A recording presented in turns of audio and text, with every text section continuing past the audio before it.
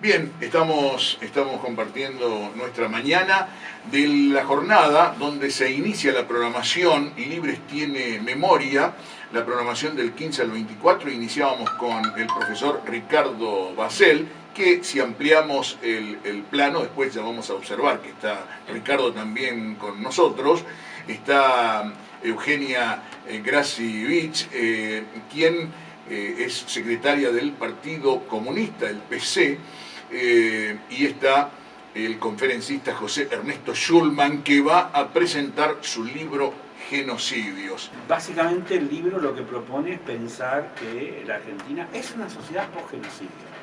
Es una sociedad que en 1975-76 sufrió un ataque militar que no se puede entender sino como parte de una operación continental. La Argentina era parte de la Junta Interamericana de Defensa, había un clima de Guerra Fría que es difícil de explicar, o de entender, de explicar se puede explicar, lo que no sé si todos podrán entender. El golpe de Estado de Argentina en 1976 es la culminación del golpe de Estado previo en Uruguay en 1974, Chile en 1973, Brasil en 1964, Guatemala en 1954. Es una misma secuencia de golpe de Estado cada vez más brutales, hasta terminar en una decisión que toma la clase dominante en la Argentina. En primer lugar la toman los empresarios. Comencé a militar en el 1968, cuando íbamos a un centro estudiante en el Superior de Comercio, creció mucho. Luego fui dirigente de la Juventud Comunista, de la Coordinadora de Juventudes Políticas, nuestro último acto, salí en el diario Editorial Santa Fe. 22 de marzo del 36 llamamos a resistir el golpe y 24 el ejército asaltó mi casa. Antes la había bombardeado, la habían volado con una bomba en diciembre. Bueno, queridos compañeros, camaradas, gracias por estar todos. Sabemos, Ernesto, bienvenido a Libres. Esto es simplemente el inicio de lo que va a ser la política de Estado que va a tener nuestro municipio con los derechos humanos. Pero nuestra oficina que se creó también está abriendo puertas y ventanas para el acceso de aquellos que están sufriendo alguna violación de su derecho. Gracias, intendente, compañeras, compañeros. De verdad que, aunque parezcan palabras repetidas, es un verdadero honor estar aquí, como decía Eugenia, ¿no? En una especie de movimiento contra la corriente, porque Martín dice que viene a inaugurar, fortalecer las políticas de Estado municipales sobre los derechos humanos en un país, en una región y en un mundo donde todo va para el otro lado, ¿no? Donde Macri trata de disolver y pulverizar cualquier política pública de memoria, de respeto a los derechos, donde se puede voltear gobierno como en Paraguay, Honduras, Brasil, como si nada y todo parece legal, o en un mundo donde la Corte Suprema de Israel dice que se puede torturar a un niño por 40 días, o la Corte Suprema de Estados Unidos dice que el submarino es una práctica de interrogación válida. Yo no sé si todos recuerdan de lo que es un submarino, pero como ahora dicen que no pasó nada en la Argentina y que todos son inventos nuestros, bueno, el 80% de los que fueron presos políticos en la Argentina pasaron por la tortura del submarino en alguna de sus dos variantes. La variante más común es un balde de orina con mierda, donde te ponen la cabeza hasta que no puedas respirar, y la práctica del submarino seco es una bolsa de nylon para que no puedas respirar. Eso, que lo estoy diciendo a propósito brutalmente, es lo que el presidente Trump y la Corte Suprema dicen que es una técnica de interrogación. En ese mundo que todo va en contra de una tradición que ya tiene más de 200 años, de verdad que es un gusto, una alegría y nos compete comprometemos no solo en nombre de la Liga, sino en nombre de todos los organismos de derechos humanos a apoyar a la Dirección de Derechos Humanos, a las políticas del municipio, ¿no? Estamos inaugurando una serie de actividades por la memoria. A mí se me ocurren dos ideas de lo que aprendí en estos años. Efectivamente yo fui uno de los miles de presos políticos. Cuando salí en libertad trabajé en la Liga, en Rosario, durante 2 o 3 años, entre el 78 y el 80, recogiendo los datos de las madres para poder buscar a los compañeros desaparecidos. Y después trabajé mucho tiempo en preparar los juicios y invertimos unos buenos 10 años en ser parte de los juicios por delitos de lesa en una gran parte del país. Hay dos cosas que me parecen claves, ¿no? Y que me parecen como que la realidad las hace evidentes.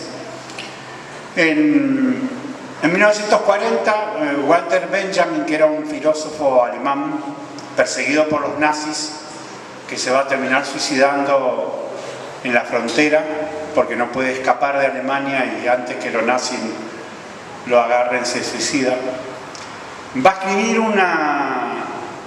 unos textos que se llaman tesis sobre la historia, y en una de esas tesis él dice que la memoria no es aquello que ocurrió, no es una foto. Textualmente dice, la memoria es aquello que restalla en un momento de peligro. Y vaya si a nosotros la memoria hoy nos restalla en este momento de peligro. El libro está dedicado a Santiago Maldonado, porque lo terminé de escribir más o menos el año pasado.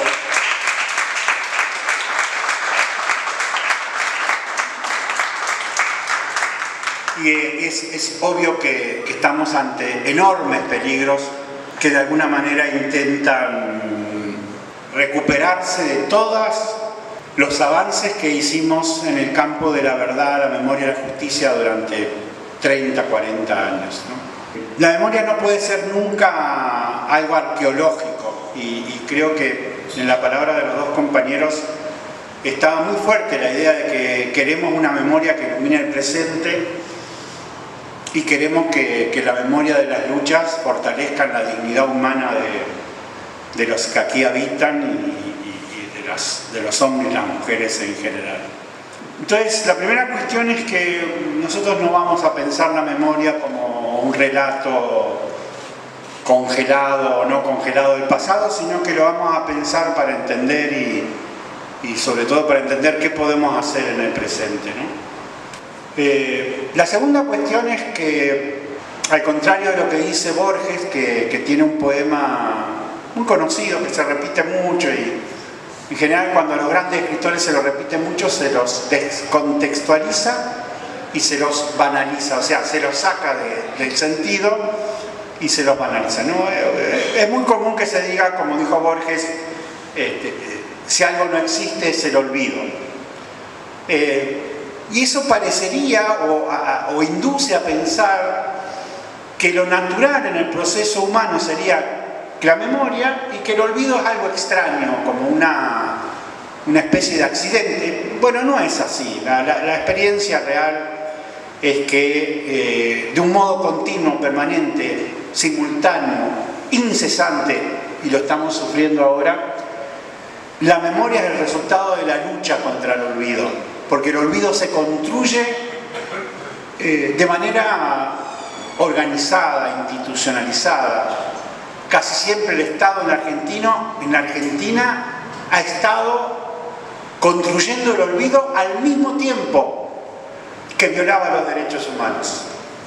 Lucio B. Mansilla escribe una excursión a los indios ranqueles al momento que Roca está invadiendo al sur del río Colorado para exterminar a los pueblos mapuches que habitaban allí al menos desde hace 5.000 años, y Mansilla y Mitre y todos los que van a escribir esa historia, van a decir que era un desierto, la campaña al desierto.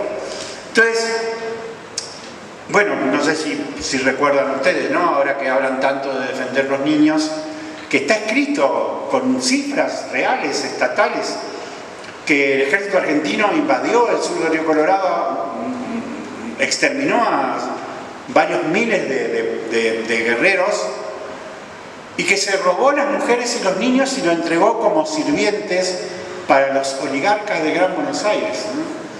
Una vez lo dije en la televisión y un periodista, ¿cómo dice oligarca? Bueno, si no quiere decir oligarcas, diga la señora gorda de Gran Buenos Aires. ¿Qué quiere que le diga? Lo real es que estos que ahora fingen preocupación por las niñas y los niños, sus abuelos tenían como sirviente a los indiecitos y las indiecitas, y cuando las indiecitas crecían eran instrumentos sexuales de los patrones, como ocurría en buena parte del campo argentino durante buena parte del siglo XX con el derecho de pernada, que es una antigua institución española que consiste exactamente en que el patrón tiene derecho a desvirgar a la hija del peón. Si algo es evidente que el olvido se construyó antes que la memoria, es el terrorismo de Estado en la Argentina, con sus centros clandestinos, con sus no muertos sino desaparecidos, con sus capuchas, con los desaparecidos no están en ningún lado, de Videla, a modo de incitación a pensar. No se asombren conmigo, porque de las muchas cosas que soy, básicamente soy educador popular, y aprendí con Paulo Freire que el rol de la educación, no solo de la popular, es poner en crisis el sentido común, las verdades aparentemente inobjetables.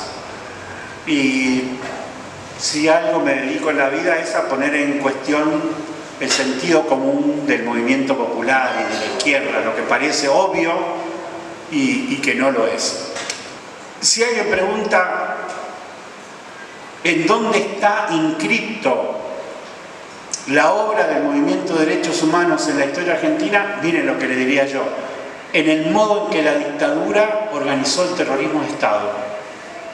Porque en la Argentina se ha luchado por los derechos humanos, bueno, desde que empezamos a ser patria. Nosotros, la Liga, utilizamos en el debate sobre si era pertinente juzgar a los delitos cometidos durante la dictadura o no era pertinente, no usamos ninguna doctrina jurídica europea, ningún fundamento teórico de ningún jurista. Nosotros dijimos junto con San Martín lo que San Martín escribe cuando ordena fusilar en la campaña libertadora, cuando cruza la cordillera, cuando después de las primeras batallas apresa a una serie de militares españoles y los libera.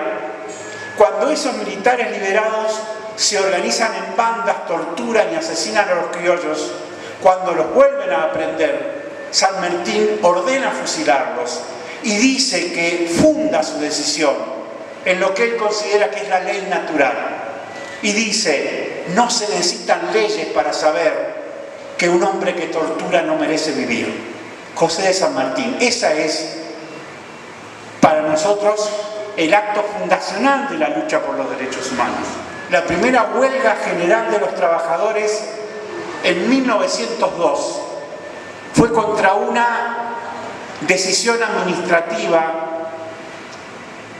que alcanzó forma de ley, la ley 4144, promovida por Miguel Cané, el autor de Juvenilla, tan romántico él, que la ley 4144, no sé si recuerdan, permitía por trámite administrativo, o sea, no jurídico, o sea, por simple decisión administrativa, expulsar a todos los extranjeros considerados indeseables, que en ese tiempo eran los comunistas libertarios o ácratas o anarquistas, como después se los conoció, pero básicamente eran los primeros luchadores por la libertad en el movimiento obrero argentino, que básicamente eran anarquistas, ¿no? Y contra esa ley se movilizaron los trabajadores. Así que Nosotros pensamos que la lucha por los derechos humanos es constitutiva de la sociedad argentina. Es como hay una palabra que les gusta mucho decir a los sociólogos cuando estudian el peronismo, que es la palabra aporía. Queda así muy elegante, ¿no? Perdón, ¿sí? Ese era Cané. Cané es el que... El hijo de él fue el que creó en la década del 30 la picana eléctrica. No, ahí vamos, mira. Ya que nos metimos, pero termino. La aporía argentina en todo caso es que el movimiento popular argentino ha luchado por los derechos humanos de una manera consecuente durante todo el siglo XX. Luchamos en 1902, enfrentamos la Ley de Seguridad Nacional de 1910, recuerdan, vino la Infanta y declararon estado de sitio y declararon lista la Constitución Liberal del 53, la dejaron aparte. Inimaginable, porque si yo les digo quiénes estaban en la primera comisión directiva de la Liga, seguro que los sorprendo, porque en la Liga estaba Arturo Frondizi, que después traicionaría siendo presidente de la Nación. Estaba Deodoro Roca, el que escribió el manifiesto liminar de la reforma universitaria, del cual se cumplen 100 años ahora, en junio. Estaba un Bravo, que era senador socialista, César Peña, que era comunista, y algunos de los más importantes juristas del siglo XX, como Carlos Sancho Viamonte y algunos otros. En verdad, la familia Lugones uno la puede usar, en educación popular usamos mucho agarrar algo que sea una foto, mostrarla y poder explicar conceptos complejos. Leopoldo Lugones es un gran escritor argentino, uno de los grandes escritores argentinos, y al mismo tiempo es un fascista. A veces ocurre, ¿no? Leopoldo Lugones era un gran escritor, pero se va derechizando cada vez más. Y en 1930, en el aniversario de la batalla de Ayacucho, la batalla en que San Martín asegura el triunfo de la campaña libertadora, ¿sí? ¿Recuerdan? Cuando está... La hora de la espada. Claro, entonces Lugones en Perú da un discurso que lo titula La hora de la espada y básicamente llama a los golpes de Estado. Se terminó la democracia liberal, dice, la hora de la espada y viene el golpe de Estado. El hijo de Lugones, efectivamente, es el jefe de la policía de la ciudad de Buenos Aires cuando se organiza la sección especial de lucha contra el comunismo. Pero no se crean que era contra el comunismo, contra los comunistas. En la Argentina, siempre que se nombra a los comunistas, se nombra a todos. La dictadura, cuando decía comunistas, decía subversivo, peronista, radical, cura. Yo tengo un documento de la Dirección de Inteligencia de la Provincia de Buenos Aires que dice hay comunistas del Partido Comunista, comunistas del Partido Socialista, comunistas de los radicales y comunistas que no saben que son comunistas. Y los tenemos que meter presos porque son comunistas, pero no se digo. No se crean cuando yo digo sección especial de lucha contra el comunismo, me estoy creyendo que todo era contra los comunistas del Partido Comunista, para nada. El hijo de Lugones efectivamente incrementa la tortura, agarra un instrumento rural y lo transforma en la picana eléctrica. Lo que no sabía el hijo de Lugones es que su hija, la Piti, o sea, la nieta de Leopoldo Lugones, la hija de que creó la picana, oficial de Montoneros, va a morir en la mesa de torturas cuando le aplican el instrumento que el padre creó, ¿no? Entonces, siempre me pareció que, aunque un poco fuerte, ahí se puede ver, a dónde llevaron con sus ideas. El golpe del 30 fue feroz. Hoy no lo imaginamos, pero, por ejemplo, pueden ir a Tierra del Fuego, a la cárcel que está, y había cientos y cientos de presos políticos en Tierra del Fuego, con nieve, no había calefacción. Todo lo que es Tierra del Fuego lo construyeron los presos con trabajo forzado, y de eso no se sabe mucho, no se habla, ¿no? En el golpe en el 43 hubo muertos, en el 55 mucho más, bombardear la plaza. En el 62 menos, con Guido, pero en el 66 de vuelta, es un golpe duro. Y entonces yo quiero proponerles que para interpretar la magnitud del golpe de Estado del 76, se requiere pensarlo desde tres perspectivas simultáneas, o sea, una al lado de otra, convergentes que se van superponiendo, ¿sí? En primer lugar, y es lo que trata el libro bastante en detalle, se puede pensar que el genocidio argentino, propongo yo, es parte de una operación continental de dominación colonial o de recolonización de América por parte de los Estados Unidos.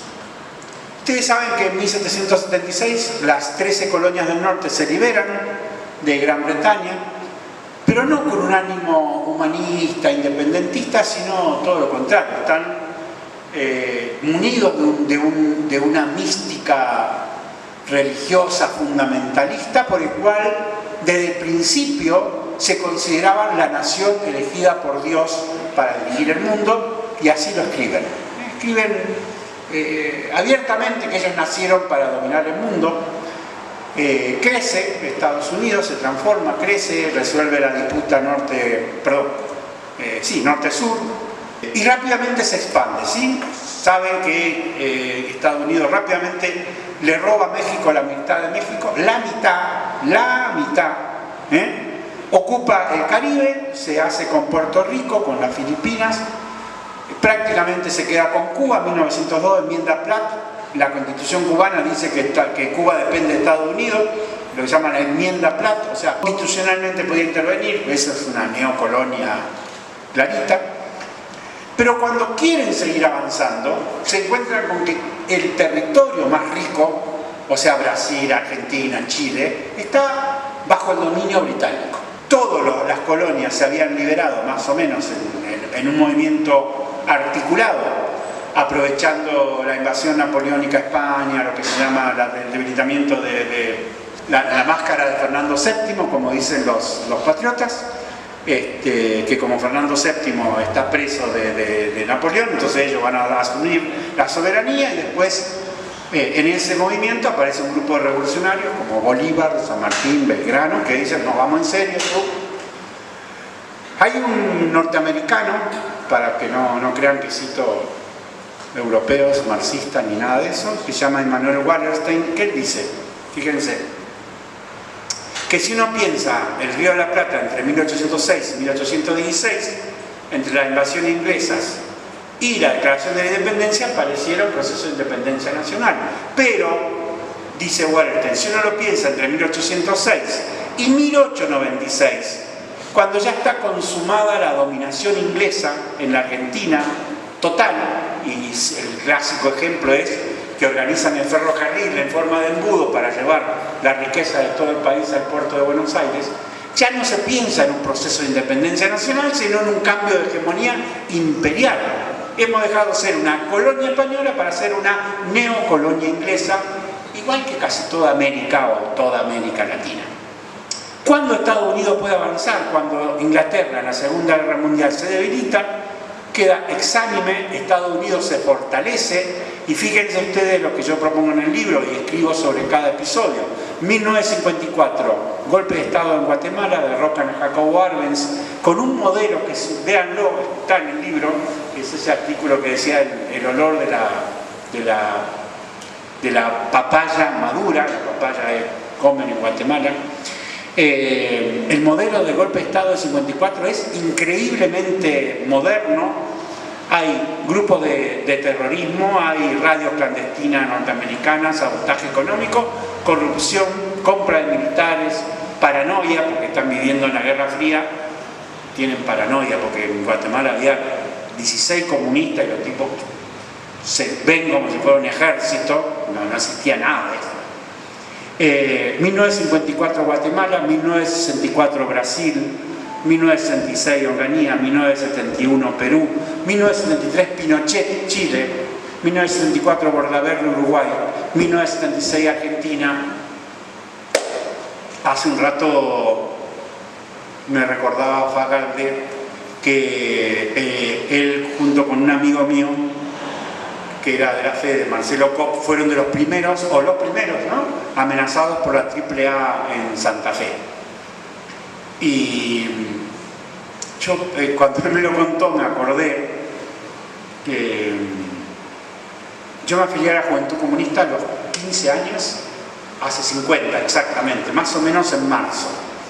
Porque yo cumpleaños en mayo y era antes de mi cumpleaños, y era cuando habían asesinado a un estudiante en el comedor universitario de Corrientes, si no me confundo. Y yo estudiaba en la escuela comercial Domingo Silva y habíamos organizado un centro estudiante bajo la dictadura enorme. Marcelo era de ese centro de estudiantes. Y me acuerdo de cuando la amenazaron, había un compañero que decía, me lo acuerdo casi de memoria, decía: la Argentina, 1975, es como la luz de una vela que titila en la noche oscura de América Latina, ¿no? Esa lucecita que titilaba en el 75, chiquitito, porque nos tiraban bombas, nos tiraban tiros, nos perseguían, pero había una lucecita, se apagó el 24 de marzo y no tiene solo un sentido nacional. Si usted no se para el 25 de marzo del 76, los Estados Unidos tienen dominio militar pleno sobre toda América Latina, sobre Argentina, sobre Chile, Bolivia, Uruguay, Perú, Paraguay, Brasil, etcétera, etcétera, etcétera. A nosotros nos cuesta mucho hoy que todos los compañeros entiendan que nuestra suerte está ligada a la suerte del pueblo venezolano. No es que nosotros por un lado y Venezuela por otra, o Bolivia por otra, o Cuba por otra. Me parece a mí que es bastante evidente que en estos 3-4 años hubo una operación continental de desarme de los gobiernos populares, no por medios militares, pero por medios tan articulados como fueron los golpes de Estado. Más tontos son los que no ven que no hay casualidad entre la destitución de Lula, de Lugo, de Dilma, de Cristina, la traición en Ecuador. Bueno, se va configurando un cuadro que todavía no cerró, no cerró, y por eso es que todo lo que podamos mantener abiertos los espacios acá y ayudar a Venezuela y ayudar a Bolivia y ayudar, y de verdad asumirnos como lo que somos, americanos, ¿no? No quiero, cierro con esto, pero recuerden ustedes, San Martín no peleó con la bandera argentina nunca. Su bandera en la campaña libertadora era la divisa americana y su consigna era la libertad americana. Él no era un nacionalista en el sentido que después tendría el término, era un revolucionario de su época, del siglo XIX, que peleaba por la libertad y por la construcción, sí, de una patria grande, si no, ¿para qué diablos se va a ir a Perú, tan lejos, imaginen ustedes? La segunda cuestión, como se puede entender el golpe de Estado, que creo yo que se necesita, creo que es la más conocida, aunque ahora está en discusión, pero bueno, es la idea de que en la Argentina hubo una contrarrevolución preventiva.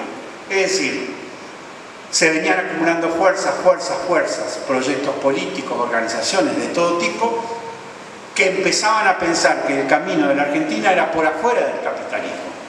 Que había muchas maneras de decirlo, pero la idea de la patria socialista era una idea, bueno, a las principales organizaciones de esa época, que creo yo eran la Juventud Peronista y la Juventud Comunista, al menos desde el punto de vista práctico en el movimiento popular era más o menos así. Pero todos hablaban de algo que tuviera que ver por afuera del capitalismo. Ese proceso de acumulación, en mi opinión, había sido muy largo. Había arrancado con el movimiento obrero, se puede decir que arrancó con San Martín, con Moreno, con Belgrano. Hubo muchos momentos en que esa acumulación fue muy grande y logró grandes cosas, y el poder se logra recuperar, por eso los golpes de Estado y todo. Pero en el 76 el poder mundial y los locales están pensando mucho en Vietnam. Ustedes vieron la película, ya son demasiado jóvenes, Apocalipsis Now, ¿sí? De Francis Ford Coppola. Es una gran película. Y finalmente en la escena final están los dos oficiales, ¿sí? El que lo va a ejecutar y el que va a ser ejecutado. El que va a ser ejecutado, que sabe que el otro lo va a matar y que espera que lo mate porque en realidad quiere terminar su rebeldía contra su ejército, le dice: nos permiten matar a los bebés de las vietnamitas en la panza, pero no nos permiten poner en el ala de un avión la palabra mierda. ¿Qué es lo que le está diciendo? ¿Y qué es lo que están discutiendo los yanquis que lo van a resolver? Está diciendo: no se puede ganar la guerra contra los pueblos con el manual militar en la mano. Hay que cambiar.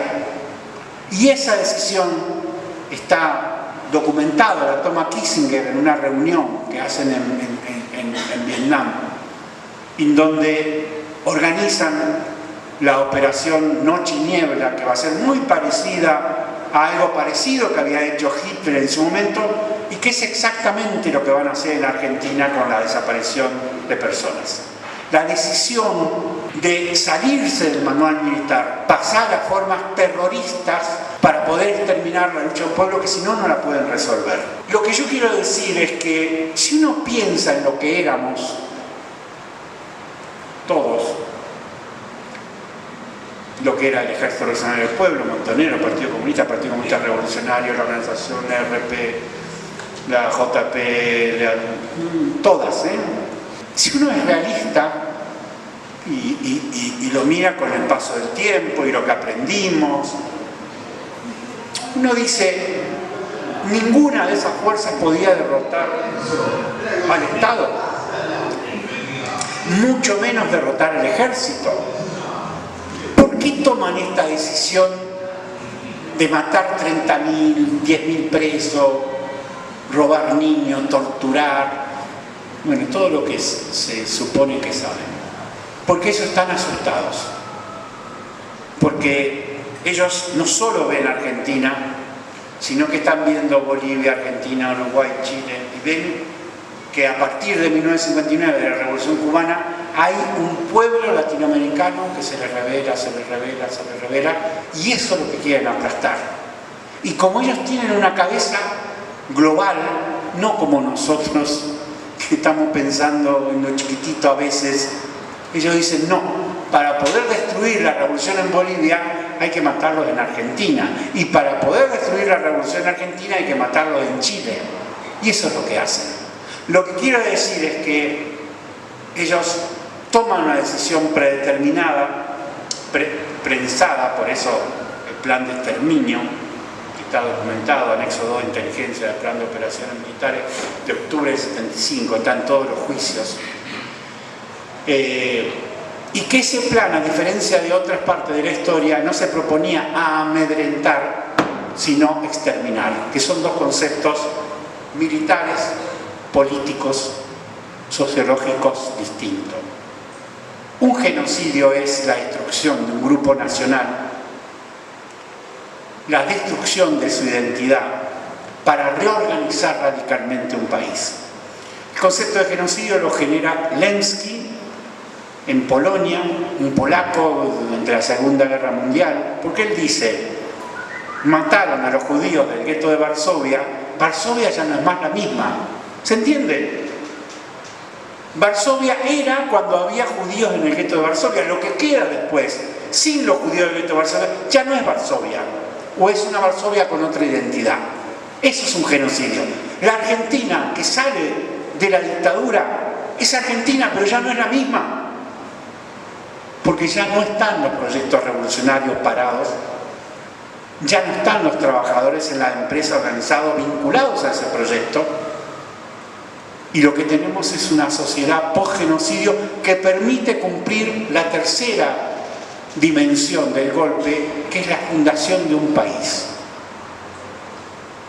La Argentina se fundó una vez, otra vez, se volvió a refundar en el 76, económicamente, porque se trazaron los ejes de lo que sería la política, primero de Martínez de Oz, pero después de Cavallo, de Menem y de la Alianza, y ahora de Macri.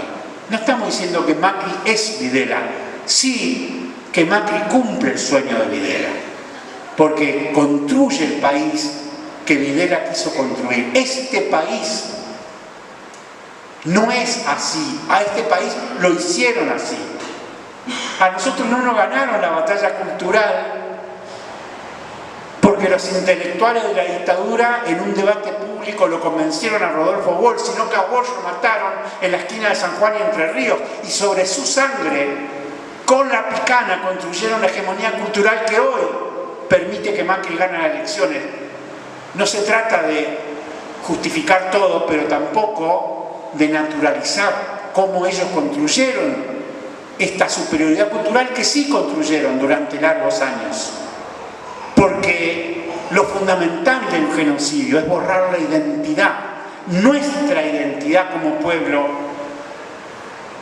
era la idea de que la causa colectiva es lo que permite crecer, que la huelga es lo que permite mejorar la vida, que el fútbol se juega en un club de barrio, que se come en la vereda, no en un restaurante, que se hace asado con los amigos, no que se pide sushi. No estoy banalizando. Este país lo construyeron con el terror. Y entonces nosotros, cuando cultivamos la memoria, no solo hacemos honor a quienes se les debe hacer honor, a quienes fueron dignos y coherentes y éticos y generosos y valientes, sino también que explicamos cómo llegamos hasta aquí, porque para poder cambiar este país, nosotros tenemos que lograr que más gente entienda que este es el país fruto del genocidio y que tenemos que fundar otro país, no con un genocidio. Nosotros jamás hemos hecho un genocidio.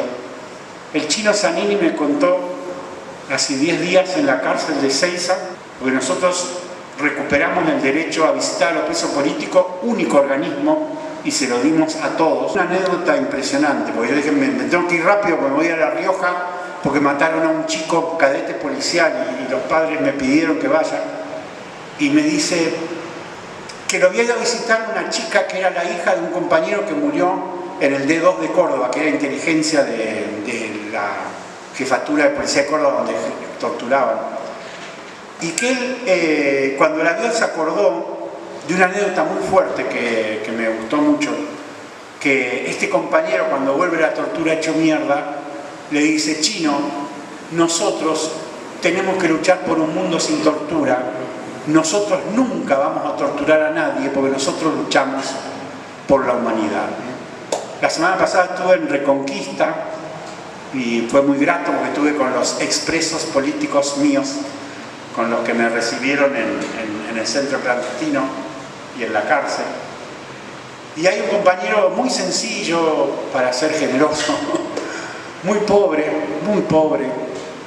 le dio una ACV en los últimos años, y en el 2009, cuando testimonió en el juicio, él podría ser casi la imagen del fracasado para la sociedad burguesa, ¿no? Pobre, enfermo. Me acuerdo como si fuera hoy, estaba, viste, con esos jogging azules blanditos, viejitos, feos. Y el acusado era Brusa, que es un juez federal, y estaba con los zapatos brillantes y el traje.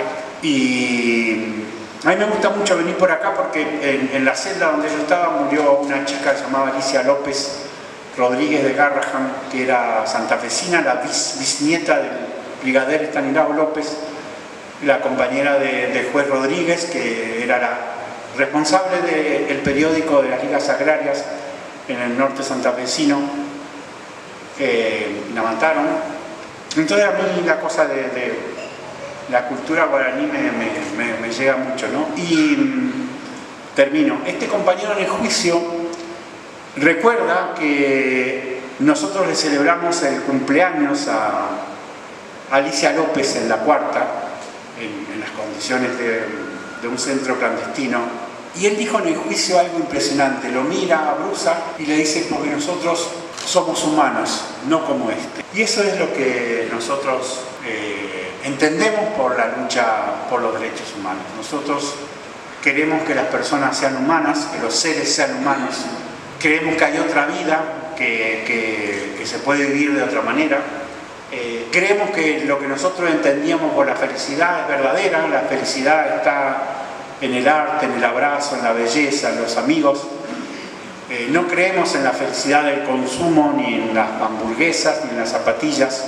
Y creemos que esta idea de levantar la bandera de la dignidad humana nos puede hacer fuertes, unidos, nos puede hacer poderosos. Y creo que es el mejor programa y el mejor modo de explicar lo que querían nuestros compañeros y lo que nosotros recordamos, ¿no? Seamos dignos, seamos humanos y todo nos será un poquito menos difícil. Gracias. El libro reúne, como diría Eugenia, anécdotas de Colombia, Paraguay, Chile y Guatemala y Argentina. En los últimos años por la Liga he estado en todos esos países, más el País Vasco y Palestina, lo cual permite pensar la humanidad, pero también la Argentina, ¿no? Uno permite pensar mejor esto y propone la idea de genocidio como articuladora, ¿no? ¿Qué es lo que hay de común? El libro tiene 3 trabajos de intelectuales jóvenes, una argentina, un paraguayo y una colombiana. Los 3 son luchadores por los derechos humanos reales, militantes y expresan una nueva generación de sub-40 o algo así. Me han echado varias veces de muchos lados, en un partido me echaron como 3 veces. Pero entiendo que la naturaleza nuestra es ser rebelde y decir lo que pensamos, siempre. Y sí, entiendo la organicidad de una manera bastante peculiar. Yo creo que la única disciplina que debemos todos es ética y nuestro deber es de fidelidad al pueblo. Y he estado en todo tipo de organizaciones siempre que respetaron esa condición. Y bueno, si no la respetan, es un problema de los otros, no mía. Yo, desde que empecé, me paré de un lado y no me moví nunca, ¿no? Así que nadie puede ser libre si no es culto, decía Fidel. Y a veces se le da alguna variante media. Bueno, culto quiere decir culto, ¿sí? No hay revolucionario que no haya leído el Quijote, que no lea, que no conozca, que no investigue. Nada reemplaza la lectura y nada reemplaza el esfuerzo individual. Había una canción en los 70 que decía: nadie se hace libre con la sangre de otro. Y yo puedo esmerarme y hacerme gracioso y contarle 20.000 chistes y anécdotas. Los que tienen que entrar y entender qué cosa es un genocidio y por qué en Argentina estamos como estamos y pensar por su cuenta son ustedes. Este es un aporte de una mirada que por supuesto solo sirve si se la completa con otras y otras miradas y otros pensamientos. Yo dije que nosotros como fuerzas populares, no quiero hacer, ya hice demasiada historia, muchas veces estuvimos cerca de conquistar cambios profundos, no lo logramos. Creo que después de tantos años, al menos yo tengo una opinión sobre qué es lo que se necesita para triunfar. Empiezo por ahí. En primer lugar, creo que lo que se necesita es construir una alternativa. Y la palabra alternativa quiere decir de otra naturaleza. A veces eso que es tan obvio se nos confunde. Y como diría el Che Guevara sobre el socialismo, el Che decía, criticando a la Unión Soviética, no se puede construir el socialismo con las armas melladas del capitalismo. ¿Sabían eso? Él escribe eso diciendo de que no es con el estímulo del consumismo que se va a construir el socialismo. Yo diría, no se puede construir una alternativa verdadera si no es por otros caminos que llevaron a construir el poder. ¿Sí? ¿Qué es lo que yo entiendo por una alternativa que necesitamos? De aprendizaje, ¿sí? No se trata de clavarnos puñales. En primer lugar, el sujeto es el pueblo, de verdad. No en nombre del pueblo, no representando al pueblo, no interpretando al pueblo. Hasta que el pueblo no sea el sujeto, no habrá cambio.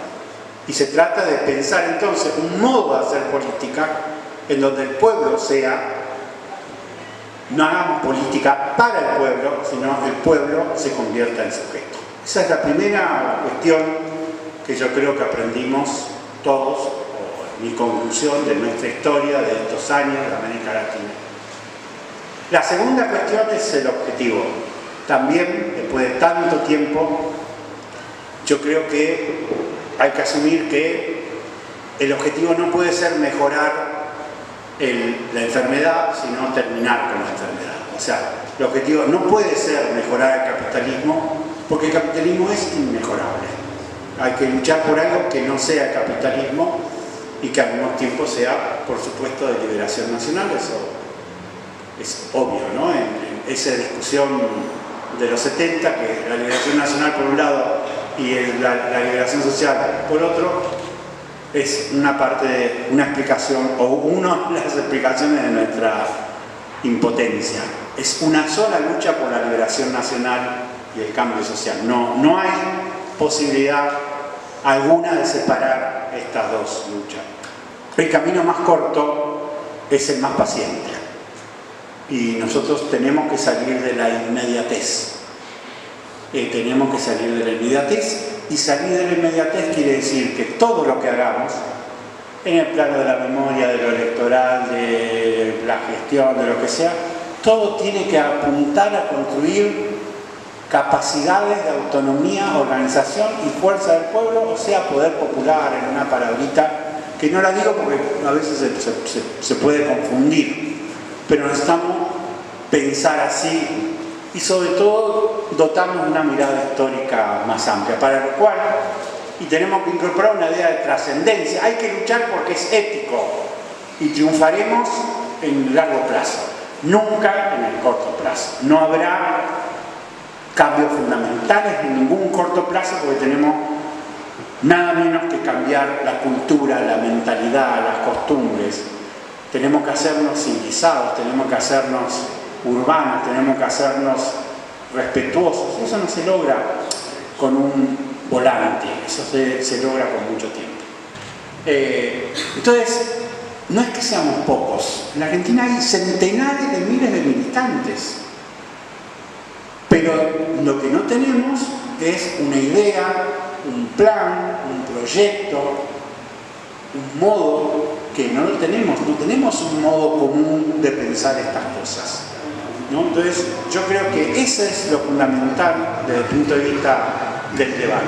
El compañero que dirigía Canal 7 sobre San Martín me encanta, creo que se llama Revolución, cuando San Martín da el discurso previo a la batalla de cruzar la cordillera y que le dice: vamos a luchar por la libertad, pero ¿qué clase de libertad?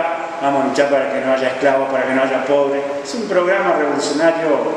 Bueno, a ver, lo que quiero mostrar con el ejemplo del 76 es que cualquier subestimación a la teoría es suicida.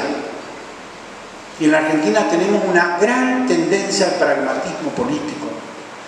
Yo me acuerdo de una amiga que quería mucho, que era dirigente de derechos humanos, que le digo: mirá, estamos teniendo dificultades porque tenemos diferencia política, ¿por qué no nos damos tiempo, nos sentamos?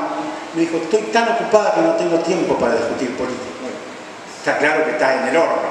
Si en tu cabeza la idea es que no tenés tiempo para discutir política porque tenés mucho que hacer, lo vas a hacer mal. La izquierda no entendió lo que era el golpe del 76. Los comunistas no entendieron, pero tampoco los guerreristas ni tampoco los montoneros. Yo tuve la suerte de estar un ratito en la cárcel de Coronda, con lo cual sabía perfectamente lo que cada una de las fuerzas pensaba sobre el golpe y ninguna vio lo que era. No quiero detenerme en detalle en cada uno, pero algunos pensaban: qué bueno que venga el golpe porque el pueblo se va a levantar en armas. ¿Sí? Otros decían que, bueno, tan mal no nos va porque solo murieron algunos miles de militantes. Y, bueno, incomprensión hubo de todos lados. El Partido Comunista tuvo grandes incomprensiones sobre el golpe, básicamente el Partido Comunista estaba muy preocupado por esto que dije antes. En rigor, esa frase que yo les dije, la Argentina es como un hilito de luz que titila en la oscura noche de América Latina, era de Atos Fabra, que era secretario del Partido Comunista. Los comunistas estaban obsesionados con que el fascismo no triunfe, y estaban tan obsesionados que no se dieron cuenta que estaban triunfando los fascistas y creían que los fascistas venían después. Ese es básicamente el error. No es cierto que el Partido Comunista haya apoyado la dictadura. El Partido Comunista no dio ningún intendente, como sí dieron los radicales, el PJ, el MIT, que es un problema subestimar la teoría.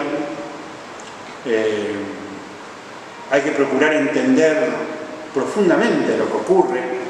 Miren todo lo que decían que Macri era un boludito alegre, bueno, no era un boludito alegre, era el hombre que el imperialismo tenía para recolonizar Argentina, y en realidad no importa lo que diga Macri, porque hay un poder detrás que opera. Entonces ven como los errores teóricos. Después, para que no crean que soy estalinista, León Trotsky decía que lo que en teoría es una diferencia de milímetros, cuando llega a la política son kilómetros. Y eso le ocurrió al Partido Comunista. Un error teórico milimétrico en política es un desastre. Pero hubo otros, ¿no? Pero nunca he pretendido justificarlo. Hemos tenido errores políticos, pero no éticos. El Partido Comunista no abandonó a nadie, ni propio ni ajeno. El Partido Comunista puso 100 abogados a defender a los presos políticos, y eso lo sabe todo el mundo, y eso se ha dicho en todos los juicios. Y yo podría haber empezado por algo que lo dejo para el final, que desde el punto de vista jurídico el Partido Comunista demostró y fue reconocido por la justicia argentina que el Partido Comunista es una víctima institucional. No solo que los comunistas como personas, el Partido Comunista perdió su inserción en la clase obrera, perdió su inserción en la cultura, perdió su capacidad financiera. O sea, salió despojado de casi todos sus atributos, porque sin lugar a duda la dictadura lo trató así. Me acuerdo que en alguna de las primeras escuelas de formación del partido salió este tema, y Cookie Randy, que también es un compañero que ha resistido, como José, y que ha sido formador de generaciones y generaciones dentro de las escuelas del partido, dijo: el error del partido en el 76 fue haber entendido que estaba dispuesto a defenderse, pero no a matar. Y esto es lo que viene reivindicando José desde que llegó, que es el sentido de la humanidad. Y después contar otra anécdota que está documentada, que es el testimonio de Patricio, también hablando respecto de la última dictadura, diciendo que más allá de la decisión del partido, de esta situación de fingir, digamos, los comunistas pusieron el cuerpo. Y Patricio contaba en el juicio que los comunistas eran tan buenos que todos los pasaportes que hizo el Partido Comunista para sacar del país no solo comunistas, peronistas, socialistas, radicales, ninguno había sido descubierto. Entonces ese es el rol que jugó el Partido Comunista en la última dictadura: resistir y acompañar. Acompañar a los presos, acompañar a las víctimas, acompañar a las familias. Y José al principio hablaba de que la construcción de la memoria se da al mismo tiempo que la construcción del olvido, ¿no? Y estas cuestiones que tenemos que están buenas que salgan, porque hay que construirlas una y otra vez, nos permiten entendernos como colectivo de lucha. Yo hace 10 años que soy secretario de la Liga, y casi siempre hablo como secretario de la Liga, y pocas veces, bueno, nunca oculto que soy comunista, pero Estoy muy contento de que en esta actividad se haya nombrado el partido. Soy afiliado hace 50 años. Me afilié a los 15 y a los 17 estudié un año en Moscú con 3.000 militantes de todo el mundo. Hace poco hicimos cuenta con una guatemalteca del colectivo latinoamericano. Más de la mitad habíamos estado presos, como 20 cayeron en combate, entre ellos Alberto Cafarati, que estudió conmigo, cordobés, estaba fusilado en Córdoba.